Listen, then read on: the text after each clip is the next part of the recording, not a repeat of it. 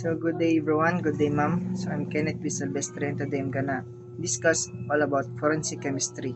So forensic chemistry refers to the branch of chemistry that deals with application of chemical theories and principles in the solution of legal problems in relation to the administration of justice. So si forensic chemistry daw is naga base siya sa branch of chemistry o amo na siya ang mga forensic science na kung din nga na study ang different kinds of chemicals na kung diin magamit para sa solusyon para masolusyon ang mga legal problems sa kana ng mga kaso. So the field of study applies science and technology to investigate and establish facts in criminal or civil courts of law. So si forensic chemistry is kinagamitan po siya ng mga nagamitan siya ng science and technology to investigate and establish facts in criminal court. So ginagamitan sila ng mga examination para ang kanan ng mga evidence is ma-present sa korte, kay dili naman na sila malaong na tanan mga evidence na gikan sa mga forensic chemistry is ang tanan na is all about facts about sa mga tinuod ra na kung ano yung result sa kana ng mga examination.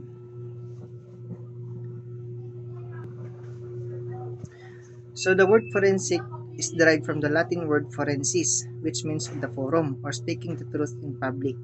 So ang word daw na forensic is derived from the Latin word forensis, which is the forum. So ang forum amo ni siya ang mga public discussion sa unang panahon na mag-discuss sila sa mga marketplaces, sa mga plaza or sa lugar na kunjaoy mga tao.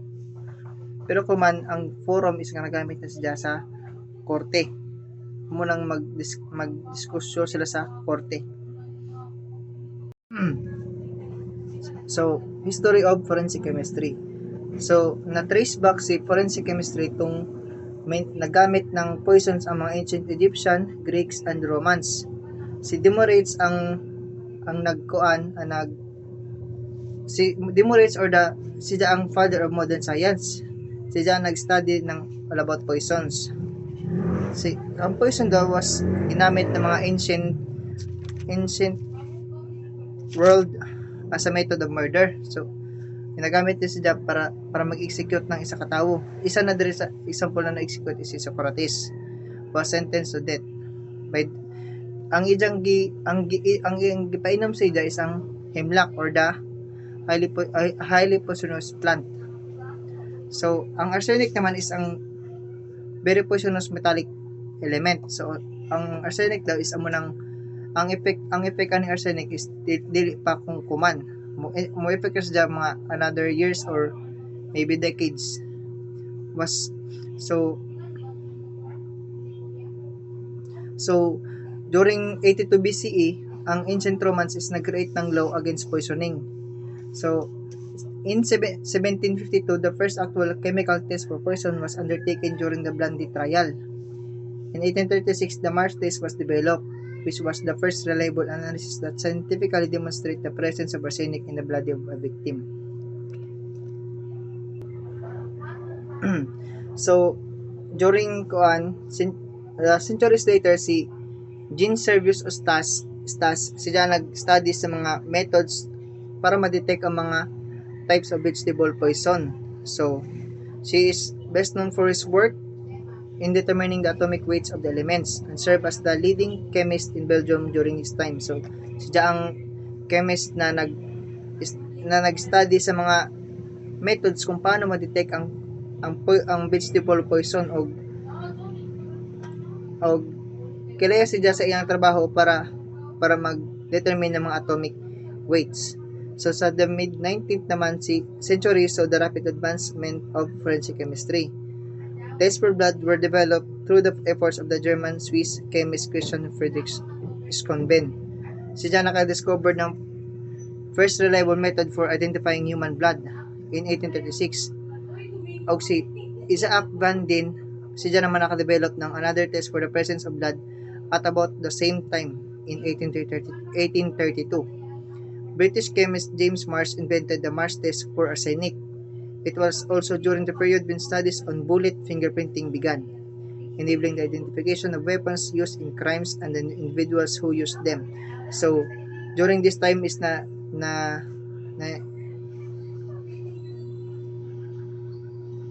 na-invento ni ang Marsh test or Marsh test amo nang munang study sa bullet na kundi ang fingerprint sa baril na imong tagamit. So si Locard exchange principle, another key figure in the story of forensic science is Edmund Locard, who also made several significant contributions to the new science of fingerprinting. So ang isa niya contribution is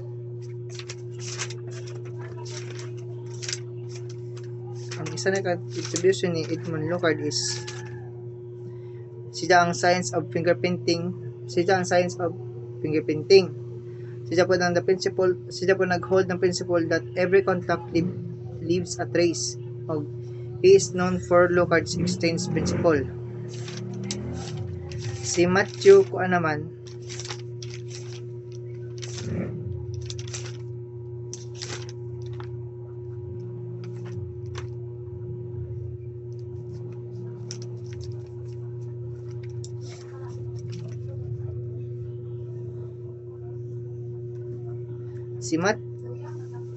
Si Matthew Joseph Bonaventura Orfela, siya ang father of modern toxicology ug siya ang first person na nag-conduct ng experiments on the effects of poisons. Kilaya po siya sa pagsuyat niya ng libro na kung tawagon is Treatise Poisons or the Treatise on Poison. Si Sir Francis Galton, siya naman po ang nag-create ng fingerprint, so si Sir Francis Galton siya ang identify ng mga pattern of a set print sa owner. So ang imong fingerprints ang studihan diri ang loops, whorls of arches, established with the publication of the first scientific book on 1892, matawag na fingerprinting.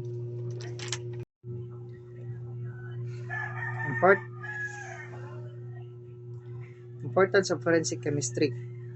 So, forensic science deals with application of science to legal matters and crime solving.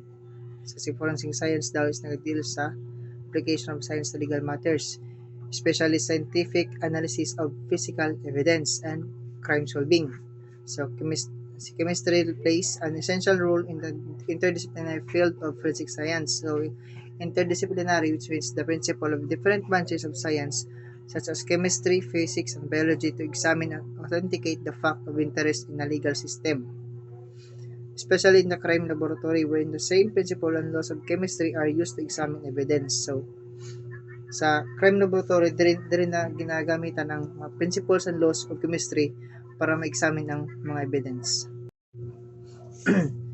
So, crime scene analysis involves the use of forensic chemistry principles in establishing the causes of unnatural death, detecting illegal drugs in blood and urine, and determining the causes of fire. So, si forensic chemistry is ginagamit pa niya sa crime scene, which is mag-involve sa mag-establish na ng causes of unnatural death o ang pagkamatay o ang pag-detect ng mga illegal drugs in blood and urine. O mag-determine po din siya ng causes of fire. So si forensic chemistry na proven to be very effective in reconstructing the sequence of events that constitute the crime being investigated, thus bringing perpetrator close to the crime he or she has committed. Such accurate information may eventually lead to the perpetrator's identification, arrest, and conviction. So, forensic chemistry is proven siya og effective na makadetect ng mga perpetrators or makakuha ng mga evidence na mag-lead sa kana ng mga suspects or perpetrators para ma-arrest sila og ma-convict.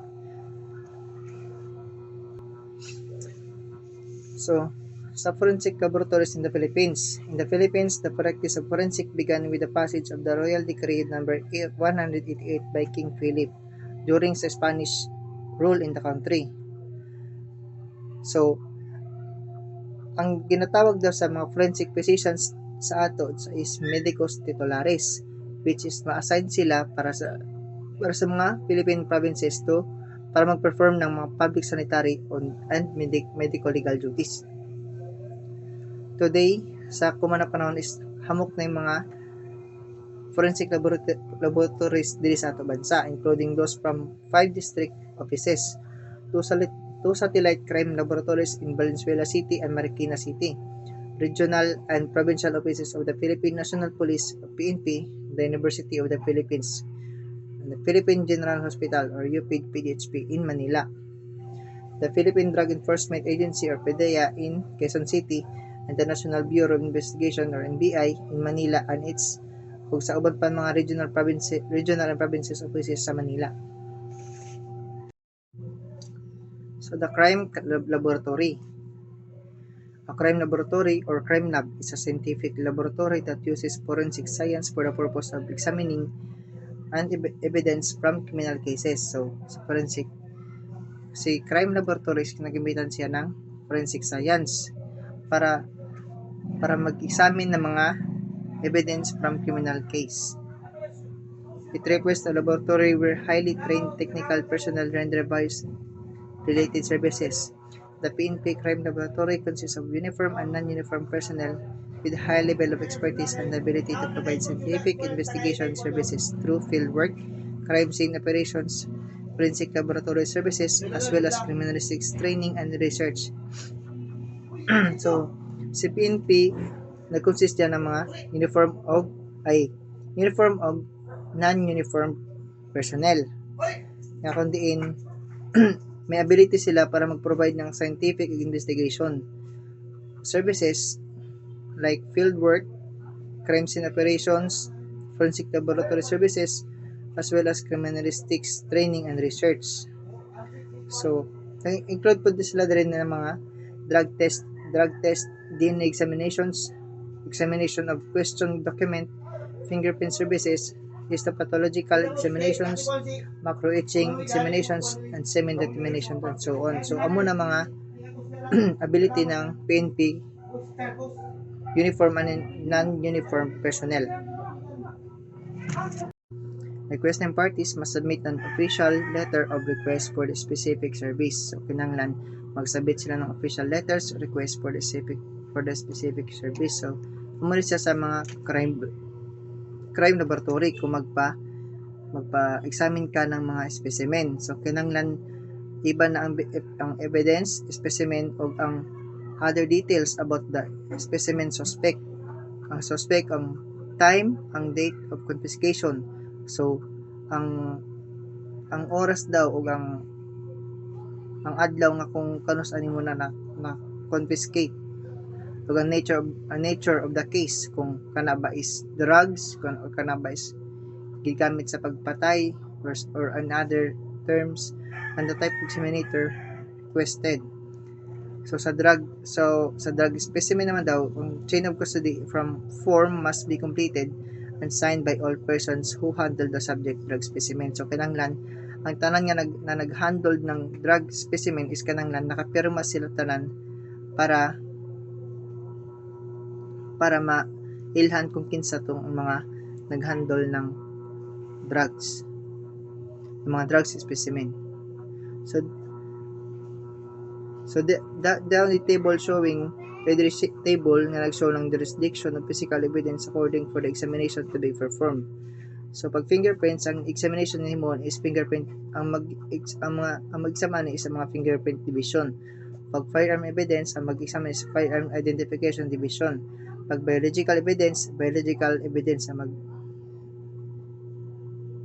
mag-examine. So pag trace evidence, physical identification division ang mag-examine. So pag document evidence, question document division ang mag-examine. Sa physical matching evidence, same rin po sa physical matching evidence. Toxicology evidence, mga chemistry division. Drug and food evidence, chemistry division. macro etching for vehicles sa mga physical identification divisions. So, forensic chemist.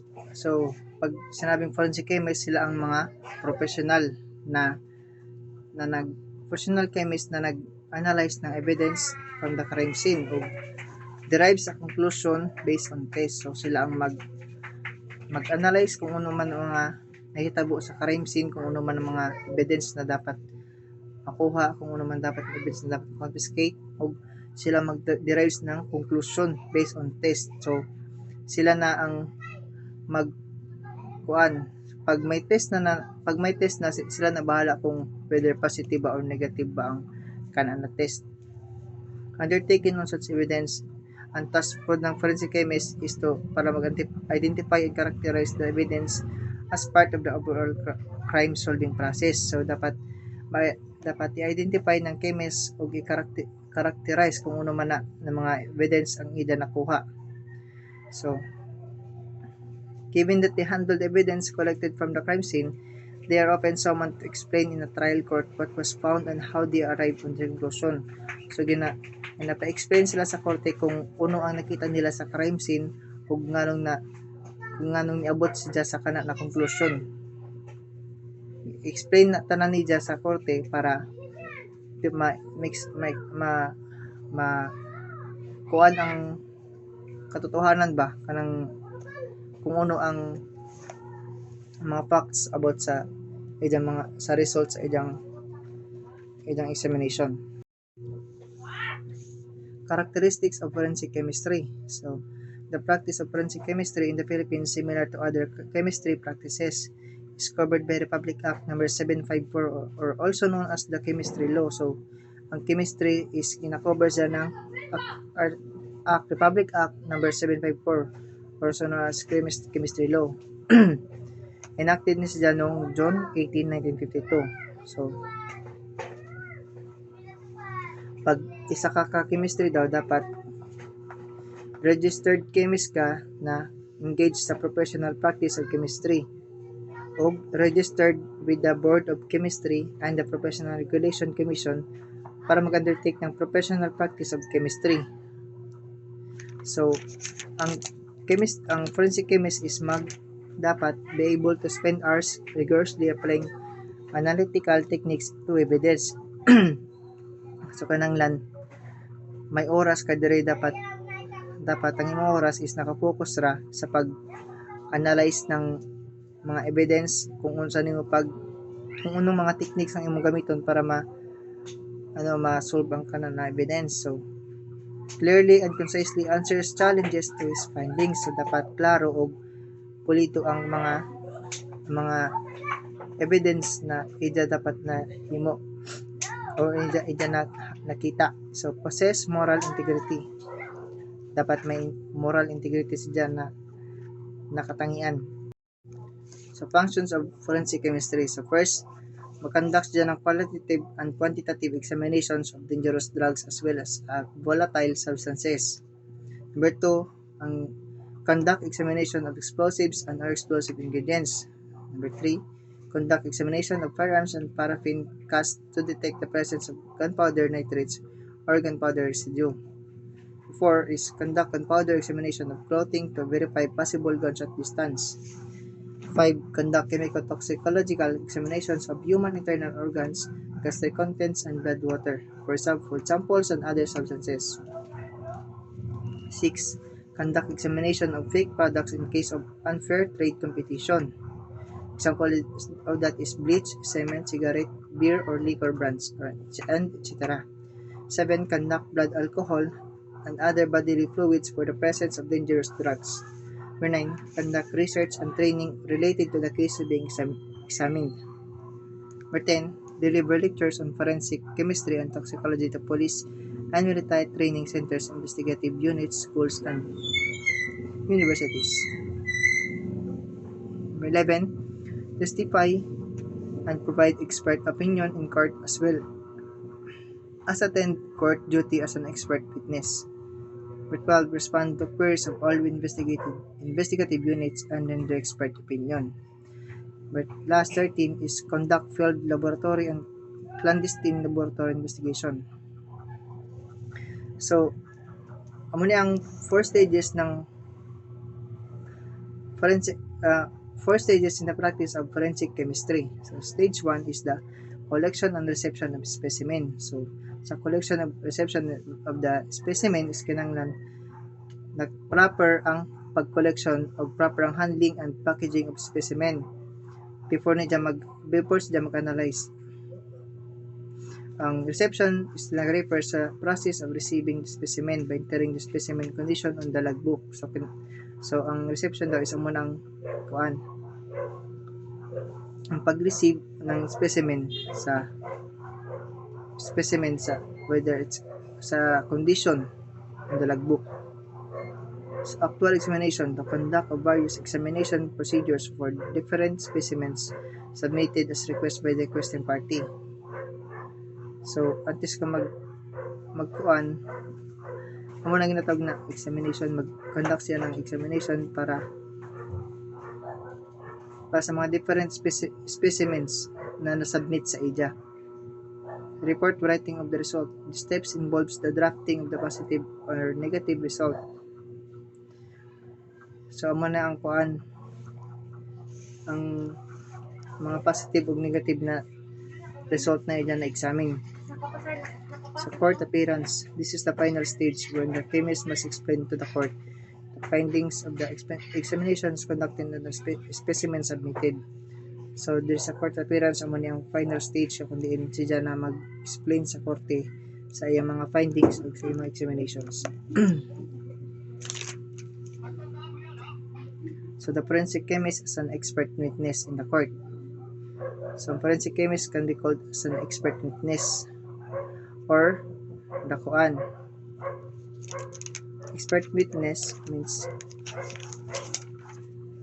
siya ang maghatag ng kaugalingon siyang opinion sa kana na kaso. So, forensic chemist can be called as an expert witness in a court of law by virtue of the following. So, kinanglan dahil sa education, ka-training siya, may experience siya. Sa education is dapat licensed siya, registered chemist, preferably with a master's or doctor's degree. Sa training naman is dapat naka-undergone siya ng trainings and seminars sa field of forensic, and dapat updated siya sa mga trainings sa forensic chemistry procedures and in sa suyod man sa Pilipinas o sa gawas sa bansa. Experience. One must have hands-on experience involving laboratory procedures and must know how to answer court inquiries about chemistry principles. So, dapat naka-experience na sila kung unsaon ang paggamit ng mga laboratory, kung saan pag-examine, o dapat naka-experience na sila sa pagtubag sa mga pangutana sa korte, sa judge. Kung unsa may pangutana sa judge, dapat makatubag sila. Amo na mga experience sa forensic chemist. The forensic chemist as an expert witness must have sufficient specialized knowledge in the forensic sciences beyond that of an average person, such that his or her expert opinion about a piece of evidence can be considered dependable on legal grounds. Qualified expert may testify in the form of an opinion or otherwise, so long as the following. So, ang testimony nila is based on sufficient facts or data. Dapat ang mga testimony sa korte is facts, so dapat ang yung isulti dapat walang bias. So, but number 2 is the testimony is the product of the application of reliable principle and methods. Ang testimony po nila is dapat product sa application, kundi reliable ang iyang mga principles. So, the witness has applied the principles and methods reliably to the facts of the case. So, dapat reliable ang iyang mga facts. So, ang golden rule in the practice of forensic chemistry. Number 1 is go slowly. So, dapat dili nyo mo ginapas-pas. Dapat ang pagtrabaho nimo is dapat slowly lang. Dapat dili kung pas-pas, dili kung hinay. Bitoro, dapat paisa-isa ra ang trabaho, dili dapat dunganon. take notes. So dapat pag mag-examine ka, dapat mag-take notes ka ng mga evidence para ang purpose ana is for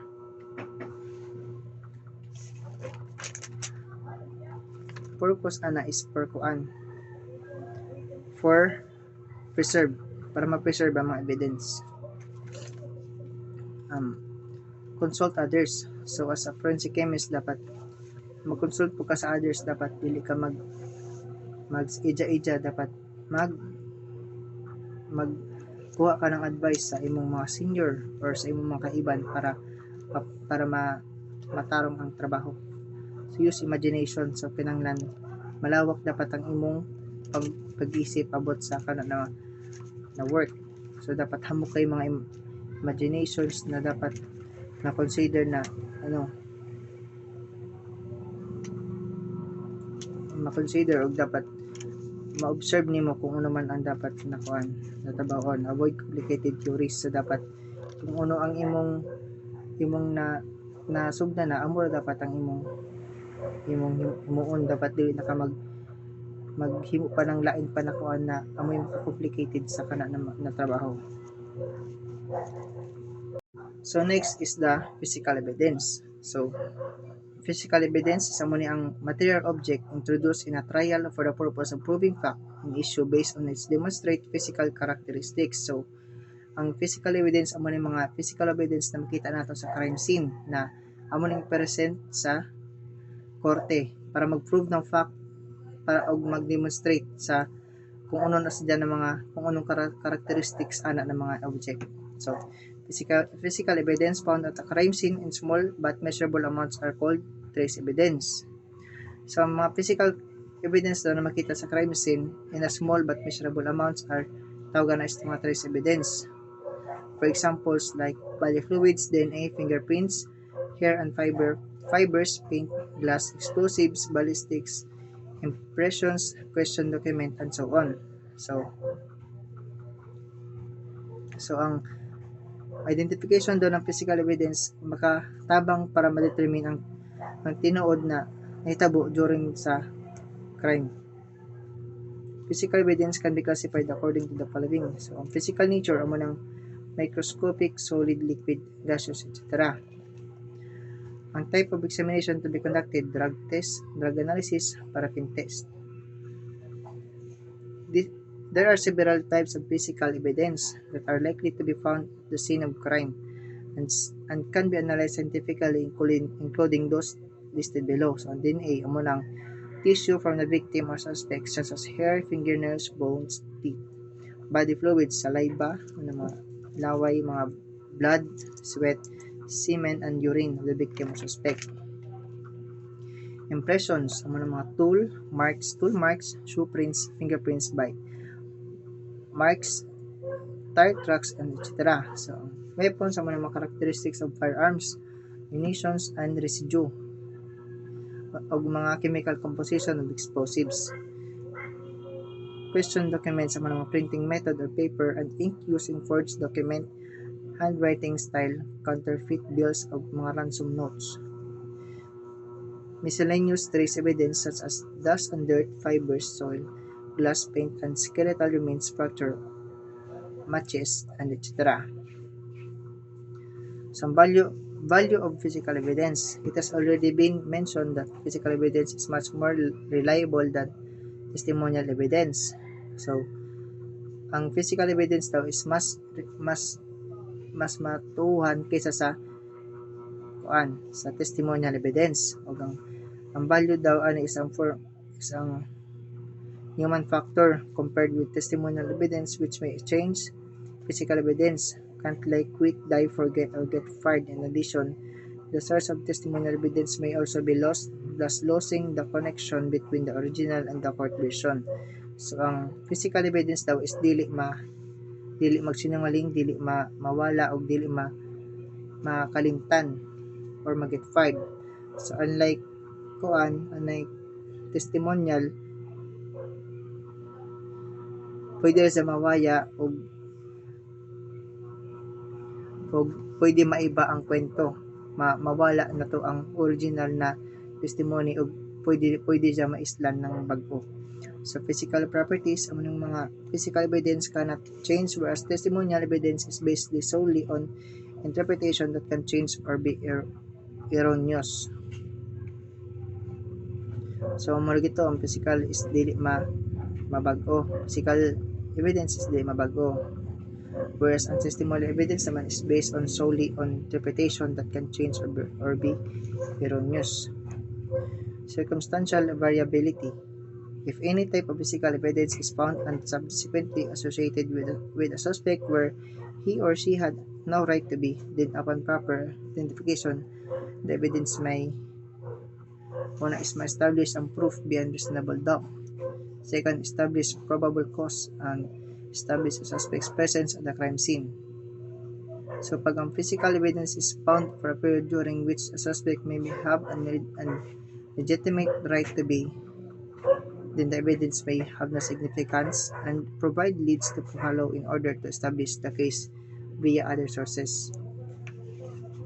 So sa collection of physical evidence, so the scene of the crime operation or SOCO team must have several main goals in mind during the process of collecting evidence from a crime scene.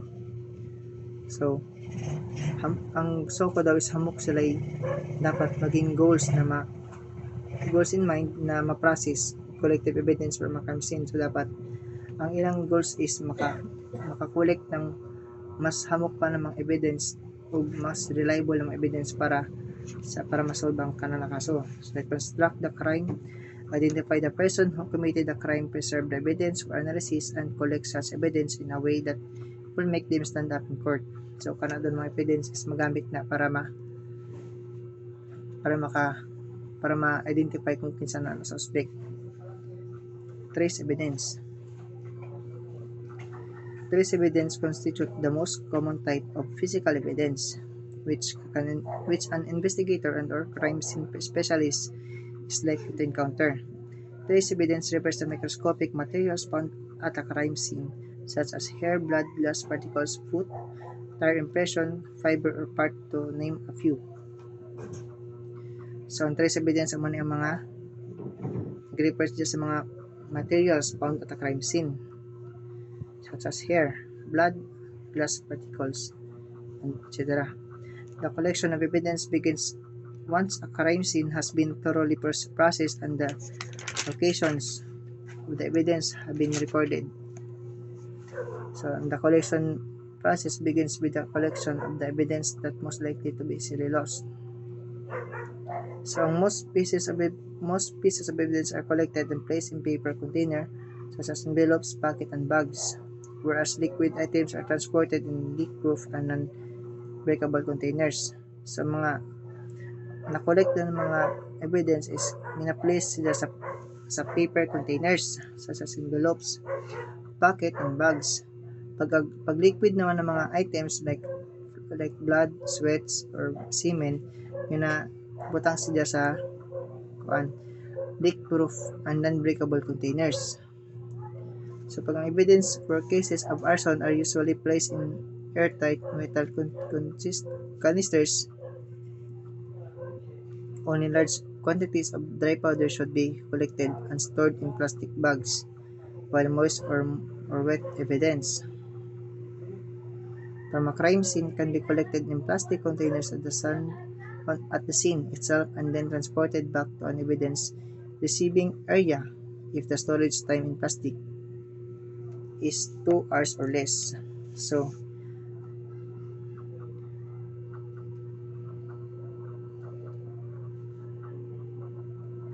ang pag-store daw ng evidence sa plastic is maabot ra ng 2 hours or less. Ginahimo na siya para ma-prevent ang contamination of other pieces of evidence in the scene. So pag ang container naman is mag-moisture,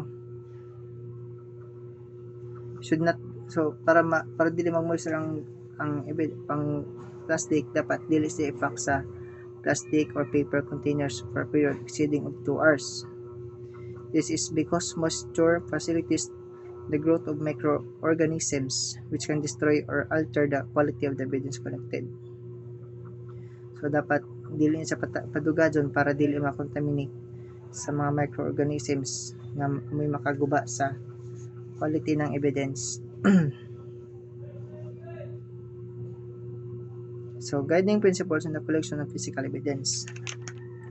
So, evidence. There are several guidelines in the collection of physical evidence. This help ensure that the appropriate protocols are followed, resulting in the general of useful evidence. One is sufficiency of sample. Sufficiency weight, volume, or pieces of sample for analysis should be submitted so that a series of lab tests can be performed. So, dapat ginakuan diri ang timbang, volume, ug ang kahamukon ng mga ng isample para sa paghimuon ng mga lab test. So, standard for comparison. A standard should be submitted so that comparative analysis can be performed and facilities evaluation of unfair trade competition. Number 3 is maintenance of individuality. Different specimens should be packed individually to prevent contamination. So, dapat pag ang mga specimen daw is dapat individually ginapack, dili kung itibo sila sa isa ka container para dili sila makontaminate. Labeling and sealing. Individually packed specimens should be labeled and sealed properly to avoid confusion in the preparation of requests and documentation. So, dapat nakasealed sila, dapat dili sila nakasungaw, dili dapat nakabukas ang sakyo para ma-avoid ang confusion o para proper ang pag-prepare sa kana ng mga documentations.